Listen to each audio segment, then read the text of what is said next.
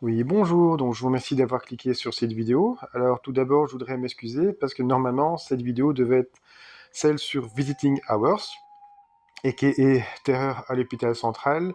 Donc parce que pour cette vidéo, j'aurai un intervenant, donc cet intervenant c'est Grégory Valkoviak.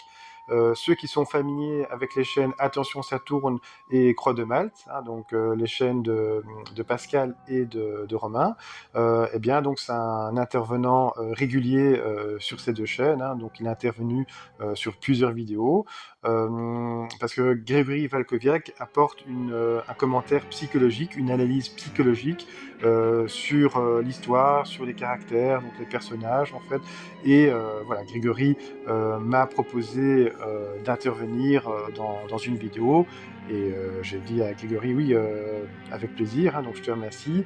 Et donc comme il veut faire les choses bien, et comme il n'a vraiment pas le temps pour le moment, donc il m'a demandé si je pouvais décaler la sortie de Visiting Hours, en fait. Donc je lui ai répondu, bien entendu, par l'affirmative. Donc c'est pour ça que Visiting Hours sortira d'ici 2 semaines ou 3 semaines, hein. Ce sera plus dans 3 semaines que dans 2 semaines, en fait. Et voilà, donc là, c'était juste une petite aparté. Encore une fois, désolé. Maintenant, donc pour parler du film dont il est question aujourd'hui, donc il s'agit d'un film britannique, de Comeback, film réalisé par Pete Walker, qui est sorti en 78. Pete Walker, on lui doit quelques petits classiques, hein, donc comme The House of Whipcord, et Flagellation, ou encore Schizo, ou encore Frightmare, ou encore House of Sins, Mortelle Confession, hein, donc d'ailleurs j'ai le Blu-ray de chez Artus. Artus a sorti 2 ou 3 films de Pete Walker en Blu-ray, enfin il me semble, donc ça à vérifier. En tout cas, je vais vous mettre le lien en description. Là maintenant, pour vous parler du pitch, hein, donc le pitch est assez simple, hein, donc il s'agit de, Nick Cooper, donc qui est interprété par Jack Jones. Jack Jones qui est réellement un chanteur en fait, hein, donc en quelque sorte c'est une sorte de mise en abîme, on va dire, hein, même s'il n'interprète pas son propre rôle, hein, il n'interprète pas Jack Jones dans le film, hein, il interprète Nick Cooper. Ce chanteur donc, décide 6 ans plus tard de repartir en Angleterre pour enregistrer un nouvel album, parce que pendant 6 ans, il a été marié, et une fois divorcé, il a décidé d'enregistrer un nouvel album, et pour ça, il va retrouver son ancien manager, euh, interprété par David Doyle. Voilà, David Doyle, qui est une figure assez connue, mais bon, je reviendrai sur lui plus tard, en fait. Et donc son manager va décider de louer un immense manoir, hein, c'est comme un château, il s'est fait assez gothique, on va dire, et voilà, il va louer donc ce manoir pour qu'il puisse enregistrer son nouvel album, et pour qu'il puisse être au calme, hein. Donc c'est une maison, un manoir assez isolé, hein, vraiment. Et dans ce manoir, il y aura 2 personnes qui seront là pour l'aider, hein, donc c'est-à-dire la cuisinière, qui est interprétée par Sheila Keith, et le jardinier. Et pendant son séjour, hein, donc euh, il va avoir des hallucinations, ou en tout cas, voilà, on ne sait pas. Est-ce que c'est des hallucinations? Est-ce que c'est réel? Il va entendre des voix. Hein, il va entendre une jeune fille qui pleure, hein, des sanglots. Il va voir même un corps décomposé, hein, donc avec des vers sur le visage, en fait, qui sont en train de lui ronger le visage, en fait. Donc, qui est une scène, voilà, assez gore, on va dire.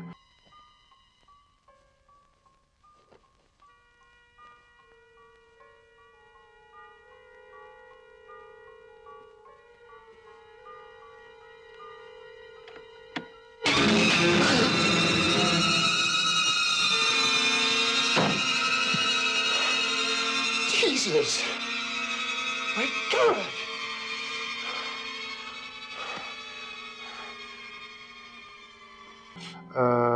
Voilà, et c'est ça le film en fait, hein, donc et pendant le film sera parcouru de meurtres, hein. Voilà, est-ce que c'est dans sa tête? Est-ce que c'est lié au stress? Est-ce que c'est une machination? Donc ça, on l'apprendra à la fin en fait, hein.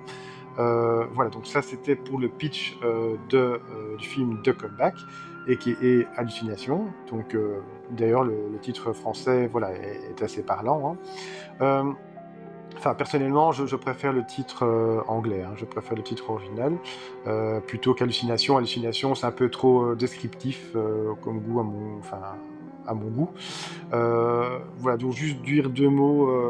Voilà, donc c'est pas le meilleur film de Pete Walker. Donc même si j'aime quasi tous les films de lui que j'ai vus, j'ai bien aimé. Hein. Donc j'ai vu Schizo, j'ai vu Mortelle Confession, donc j'ai vu The Comeback, et donc j'ai vu encore un autre film, mais je reviens plus sur le nom en fait. Hein. Donc voilà, je mettrai le nom là en fait, parce que là je reviens plus sur le nom. Euh, voilà, donc c'est un film plus conventionnel hein, donc par rapport à ses autres films. Euh, on va retrouver donc Sheila Keith, hein, donc elle a joué dans 2 ou 3 films de Pete Walker, dont, dont Flagellation, A House of Whipcord. Le film, voilà, donc c'est un film assez moyen parce qu'il y a quand même certaines longueurs. Il y a des scènes assez répétitives, notamment toutes les scènes où il a des hallucinations. Voilà, il y a des scènes qui pour moi sont pas très intéressantes, comme la romance qu'il a avec la secrétaire du manager en fait, hein, de son manager. Il y a il y a un peu de nudité, mais voilà, c'est vraiment enfin, on voit quasi rien en fait, hein, donc c'est plus suggéré qu'autre chose. On voit un tout petit peu un bout de fesse en fait, hein, on va dire. Il y a une scène de sexe, mais vraiment, encore une fois, on voit rien. Donc c'est très suggéré. Voilà, donc là, c'est vraiment assez prude à ce niveau-là. Rappelons encore une fois, hein, il s'agit d'un film britannique de 78 et ils étaient à cette époque, c'était assez prude, on va dire.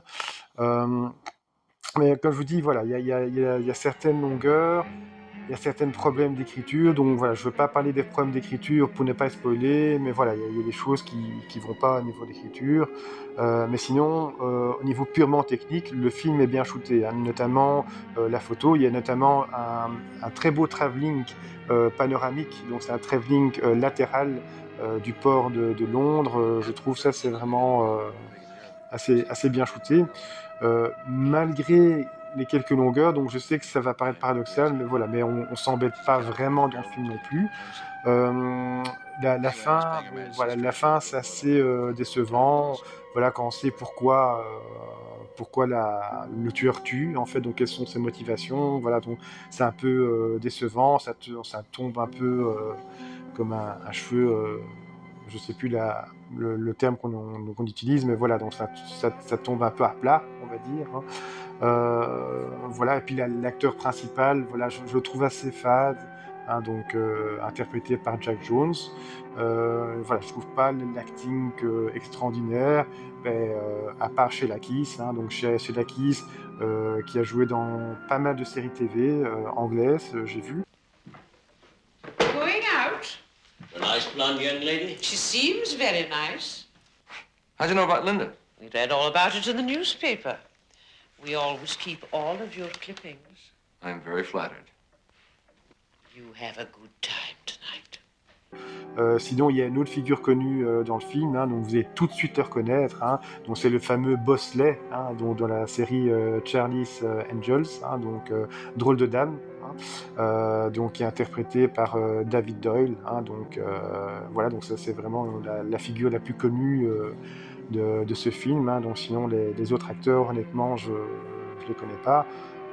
J'ai regardé leur filmo, mais voilà, ça ne dit pas grand-chose malheureusement.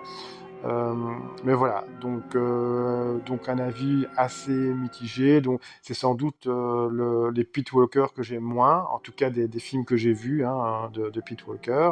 Voilà, donc il est assez moyen pour toutes les raisons que je vous ai expliquées. Mais voilà, il y a quand même quelques effets gore, hein, notamment le premier meurtre. Hein, donc je m'attendais pas à ce que le film soit aussi violent, enfin en tout cas pour le premier meurtre, donc ça surprend, et aussi pour les gros plans des corps en décomposition, hein, donc, qui sont des effets un peu assez gore, on va dire. Mais voilà, il y a ces problèmes d'écriture, il y a le score, la musique que j'aime. Voilà, des fois je l'aime, des fois j'aime pas, parce que des fois elle se montre assez expérimentale. Quand la musique devient assez expérimentale, voilà, j'aime pas trop. Et puis voilà, je trouve qu'il y a aussi quelques problèmes au niveau du montage. pas nombreux, hein, heureusement pas nombreux, mais voilà. Donc ça, c'était juste mon avis en quelques mots sur ce film. Alors maintenant, je vais vous passer le trailer et on se voit juste après. À tout de suite. You've heard the expression, safe as houses. But some houses are never safe.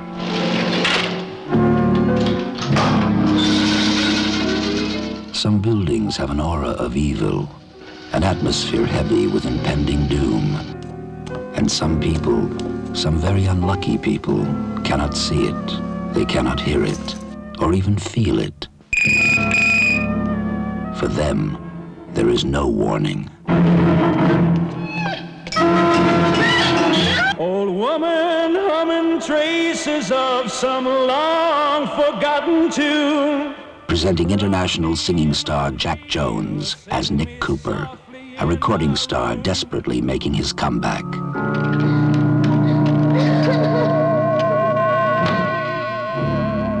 Nick, there's something strange about that place. I was frightened, terrified. There are voices, voices that fill the night with faceless fear and the grim promise of death. Perhaps he is going mad, or perhaps there is someone there. Someone who hates him enough to kill and kill again. It was real. I saw it. She tried to destroy you, Nick. You're frightened. I wouldn't let anything happen to you. You killed her. Killed who? Starring Jack Jones as the idol of millions, who becomes a target for terror, a man fighting for his career and for his life in comeback.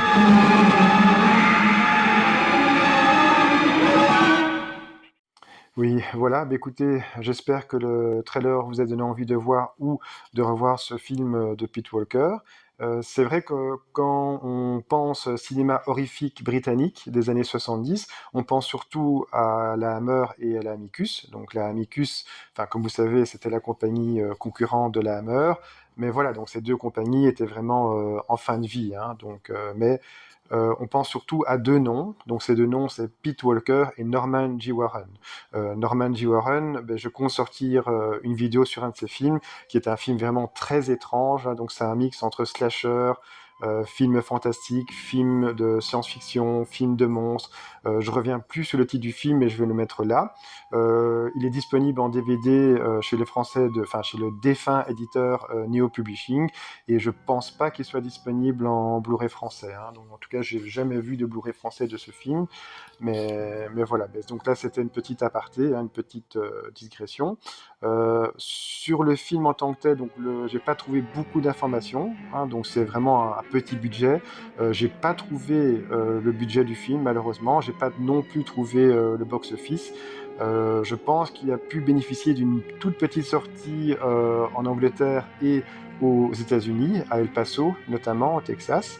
Mais voilà, donc j'ai pas trouvé de box-office, j'ai vraiment cherché, j'ai pas trouvé non plus le budget du film, mais voilà, on voit bien que c'est un tout petit budget, le film n'a pas pu bénéficier d'un gros casting, hein. C'est surtout des acteurs de séries TV, donc le film a été tourné dans 3 lieux principaux. Donc d'abord Londres, hein, donc pour toutes les scènes intérieures, notamment les scènes qui se déroulent dans le penthouse, hein, le penthouse du chanteur, le long du canal, hein, dans le port de Londres. Toutes les scènes d'enregistrement de musique, hein, toutes les sessions d'enregistrement, donc ça c'était également à Londres. La scène où le chanteur et la secrétaire, donc Linda, sont au restaurant, donc ils sont au restaurant sur un bateau, donc ça c'était à Kensington. Kensington, c'est un quartier un peu chic de Londres, hein. La scène où le chanteur et la secrétaire du manager, donc Linda, sont en pique-nique, mangent un pique-nique, donc ça c'était tourné dans le East Sussex. Donc c'est la scène sur la plage, donc.